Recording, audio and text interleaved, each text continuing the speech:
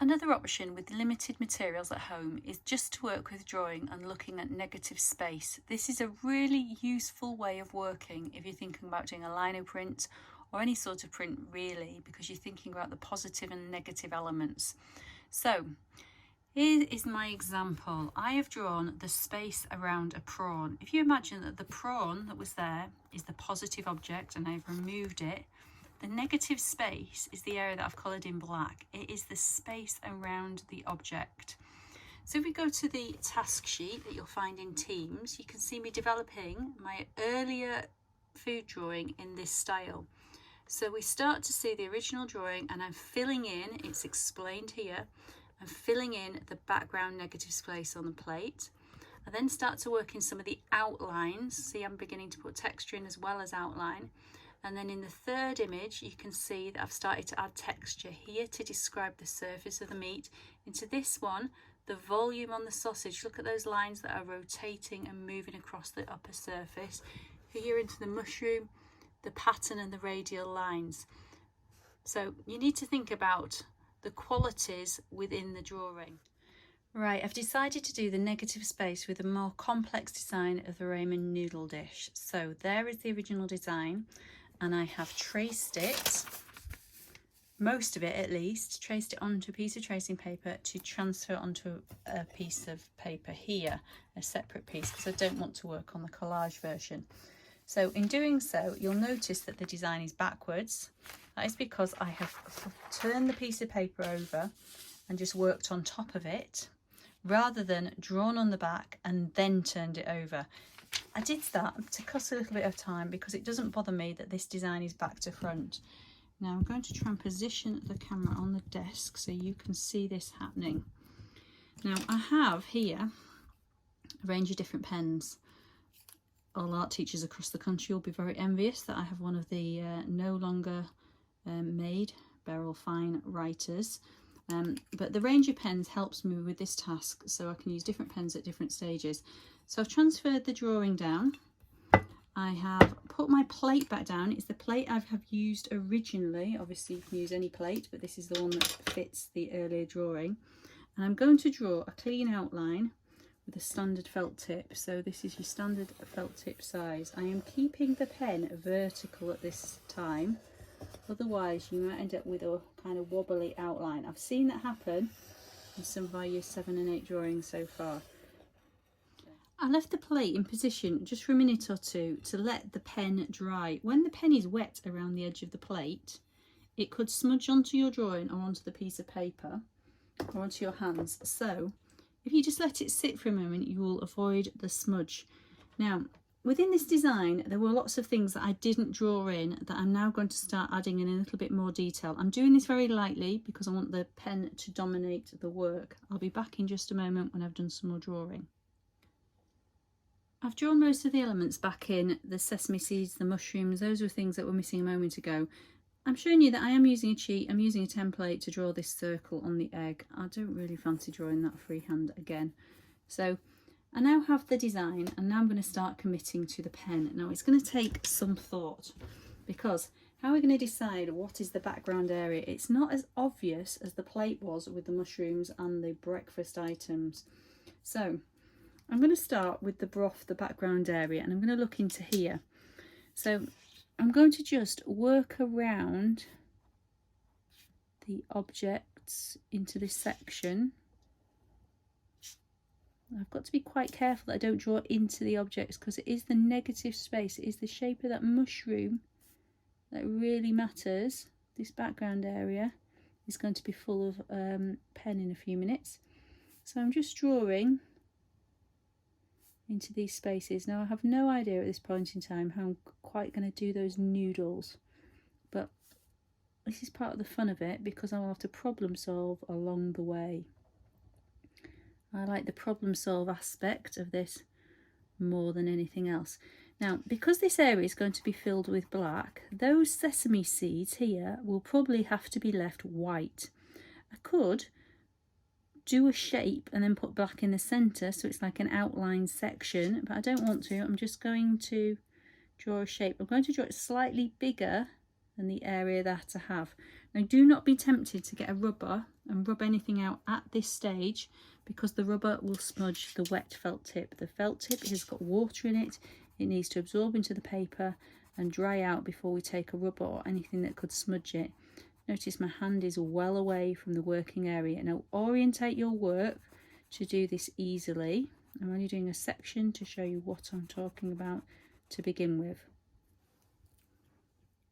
Right, I'm back now to demonstrate where I've got a handful of pens.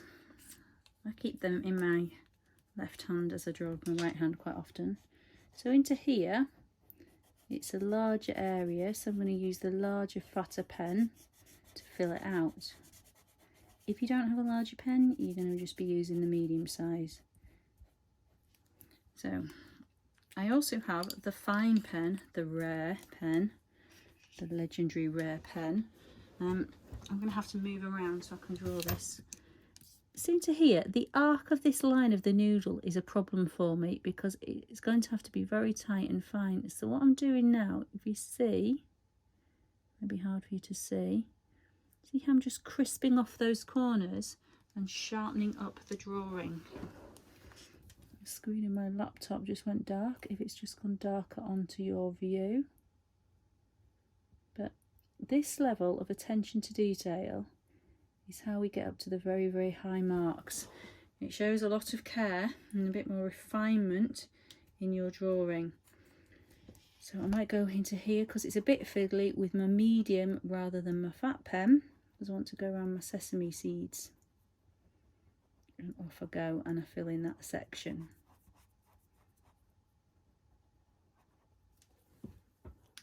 Right, I'm back. I filled in a rather large passageway through the middle. Now, there are some things we could think about.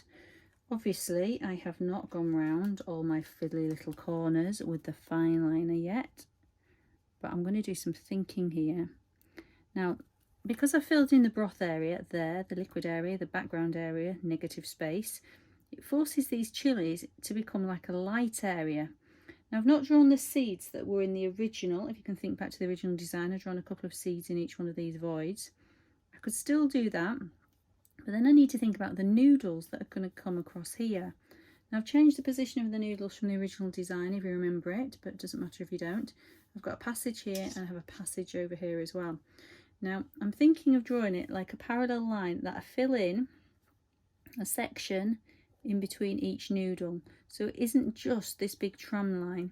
It might be that that is too chunky and I decide to put another line between the two that I've currently drawn.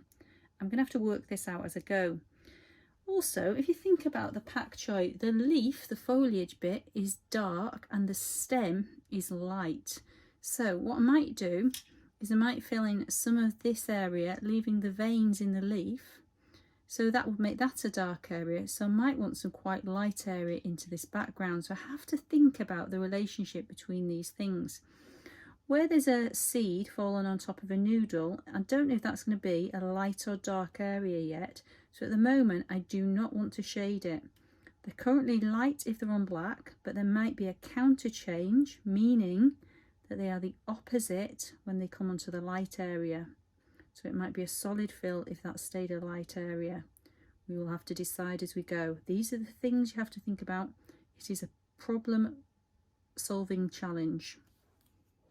Right, I have just filled in this section here, so now this full passageway is complete through the middle. But I've drawn a line to define the edge of this leaf. Now, if I fill right to the edge of the leaf there, it would work quite nicely up to this line. If I do it here, then there is no boundary between the solid fill there and the solid fill I'll put here. So what I might want to do is leave a little white outline. Now this is a bit fiddly to think about, but I'm just going to start drawing and it will hopefully make some sense to you. You see what I'm doing? I'm working in again into a negative space, a section between the veins on the leaf. I'm going for quite a regular pattern in here and it's quite stylized, but that's fine because this is a design, it's a drawing. I'm not trying to make it look exactly like the original. You should be able to look at it and think, ah, I know what that is. Now, this is the point where I could work up to that line, but there'll be this odd section where it isn't outlined. Now you might want to explore that. You can obviously put a little bit of a white line back in afterwards. Helps if you've got some kind of special white pen, like a Posca pen, or a little bit of white gouache on a very small paintbrush. So if you see now what I'm doing, I'm building it up. I'm not going to complete that because I'm going to go into it with the very special fine pen. Any fine liner would do this job. You can actually do it with a biro, black biro if you have one. So I can work into it if I wanted that crispness and that neatness. I'm coming back to demonstrate the very last bit of it because it looks quite clunky here. And again, it's always worth watching a demonstration and seeing how a very, very small change can make a massive difference. So especially into that bit, you might not be able to see where my hand is. Maybe you can. I can't see the screen from where I'm drawing, but that looks quite different in its style. There we go. I've just come back to you for a minute just to talk about the orientation of your work. That when you are working, turn your piece of paper around. It doesn't matter if you're left-handed or right-handed, how you choose to work. Turn your piece of paper around to make it easy for you. Don't try and work on something and lean across it where you can smudge it when it's a material like this, like a felt tip, that will smudge with the back of your hand. So if you can see streaks in here, you might not be able to see them in the lens. I can see the streaks of the pen. If you go over it for a second time, you will hopefully hide those streaks. With any felt tip work, you can do that if you're using just normal colours and you're doing some kind of colouring in a colouring book. That kind of thing is useful. So you see, I'm just moving the work around so that I can get to the areas I want to work. Now I'm quite confident with my line. If you're doing that, what I call the hairy dog line, you'll get a messy outline. So here you really got to work your clean graphic line. You might say that you're struggling with that, but like any of these things, we will only get better if we practice. So it's not a matter of giving up straight away. You could have a test piece of paper alongside where you're working to give things a try. Right, I've had exactly one of those problems with this loop here of the spring onion, so I'm going to demonstrate exactly how to resolve that problem. Gone. You can still see the line where that was. I'm just going to go over it for a second time. The problem has completely gone. As the drawings developed, I've decided now I'm going to go in with some detail. I'd know originally in the worksheet I said don't do this, but I'm going to start because I feel like I need to try and work out what I'm going to do with the noodles in the background, and it would help if I had some clear ideas about how I'm handling the prawns. The prawn is a nice object on top of everything else. I don't think I want it to be too dark. The prawn's quite a light structure. And I don't want to make a solid line. See how I'm adding a bit of a broken line. I am looking at my reference material. I have both photographic reference material and my drawings from the earlier drawing tasks to hand. So I'm not going around it at the moment with a big heavy outline. And I'm going to add the same sort of marks I added in earlier on. Little hatching. Now, this is where your own drawing style and handwriting comes into play. So you're building up, look, I'm doing hatching into there, building up mark making and texture. Now these are textures that I'm reading off the surface of the prawn. You're remembering some of my earlier visual material, the ones I took in the Arndale market, we could see little dots into them. So I'm bringing that in. Now by working on either side of this, it will give it some volume, some light and dark. Those little lines are building up, giving it that shape to it. Think about things like that if you would like those features in your work. Right, I've spent a few minutes drawing the prawn in and working in some texture. I probably will add more later, but at the moment I'm moved on to the peppers, the chilies. Now where they're on the black section here, what I've started to do is think, well, there will be dark behind them. So in each case I was drawing two seeds, one full, one slightly on its side. So I'm going for that. I've drawn a larger bit with the medium pen, and I'm working with a smaller pen. Might just leave it at that. I'm not quite sure what I'm going to do on this one because I don't really know what I'm going to do in that area behind, but I'm now getting to the stage where I'm going to have to work this out. Now, it's tricky to know what to do, so you're going to have to take a few risks. So into here, I'm going to, let's just double check you can see what I'm drawing. I'm going to put in an outline around this pak choi or bok choy stem. When I get to there, I can either connect or I could draw a line that connects up to here. Because I've done the same on that side, I am actually just going to draw a line that connects around to there. So that's just a graphic feature. Now, because I've left these light, I probably will leave them light, but I think because I've done the outline, I might pop an outline around them. That sort of visually solves some of the problems I was having. I might connect there with a finer pen. So whilst that is a very Bart Simpson outline, as you know I refer to Bart when I'm putting in a very clean outline, it can be thinner and thicker in different places. It looks a bit clunky here, so I'm just going to smooth that off. I didn't do a particularly neat job of it when I went around the egg, so it's slightly thicker, but I figure it might look like a shadow. I used the circle template to draw that. If it looks a bit regular, what I might do is go over the top of it afterwards with the fine liner and just put a freehand quality to it. So the next thing I'm going to do is work into the noodles. And probably I'm just going to have to be very confident with this line. So I'm going to start midpoint in this noodle and just connect. I've done all the way down. I'm going to connect into there. Now I'm quite happy with that, but I'm going to now put the next line on. Now they're not running exactly parallel, but they're very smooth, so I'm going to keep working on making sure they are quite smooth. Now remember, I reorientate my paper all the time for comfort. I'm going to just look where this line goes. I'm going to put this one in first actually, all the way up. See how over that section I'm tracing where I think it would come out. I'll try that again. And now, because I'm putting an extra line in between, I'm going in. It's nerve-wracking stuff, this. It's not particularly easy to do it. So if I need to go back in and work into them, I might go back afterwards with my fine liner or with the same pen again, especially into these little areas where two sections intersect. I often talk about this, where the stalk on a tomato intersects with the flesh of a tomato, etc. Where that intersection point is where you could just do that tidy up, that little tidy up. So I quite like those graphic lines. I'm going to continue to work them in. Now the noodles have gone in quite well. I've decided then to fill these sections in. I did think about drawing those connecting lines underneath, but I thought it was too busy, and I quite like that contrast that's now developed into there.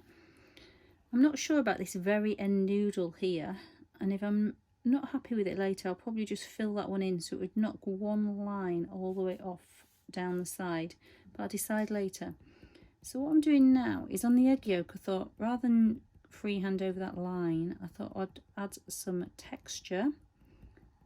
Something a little bit different from the area around it, suggesting a half tone, and I'm using a dot technique with my fine liner. Now, as many of you know, I teach you that I talk quite a lot about the density and distribution of marks. Now these are fairly dense, but they're evenly distributed as I'm applying them. Now you might think, oh, I'll just scatter a few over here. You could do, but it looks a bit strange. So you need to work and either be consistent or have a sort of gradation of tone into it by making one area darker, but then slowly lightening up. Now I used to count these things as I was doing them, but I've got over that phase of my life now. I just kind of enjoy the moment, or moments. It's taking a little while, and you might think, why on earth would I do this? But actually it's quite satisfying that when you've done it, you've created a different pace within your image. If it's not quite right, obviously I could fill it in, add more things to it. I can't easily add colour to this image because any colour I put on the top of it will smudge with the colours that the black pens that are down already. But there we go, a different pace to the image. My egg doesn't look completely symmetrical, so I might just work on its profile a little. But apart from that, I'm quite happy with that section. So you begin to see the overall design. I'm not going to finish this in this video because I think you get to the point now where you can see and understand what it's all about. Areas, little bits of detail, little bits of finer detail you can add into it. But think about what you're going to do and make sure it's informed. I've done it on one of them. You know, this is a broken line. I still want it to look like a controlled line. So you see the pace of the image is beginning to change and the development of the work as it goes along. Good luck. Right, I continue just to fill out the image now, and this is just to show you the actual final design. I might still do a little bit more refinement, but you begin to see the pace of the different types of marks, the solid fill, the detailed areas. There we go.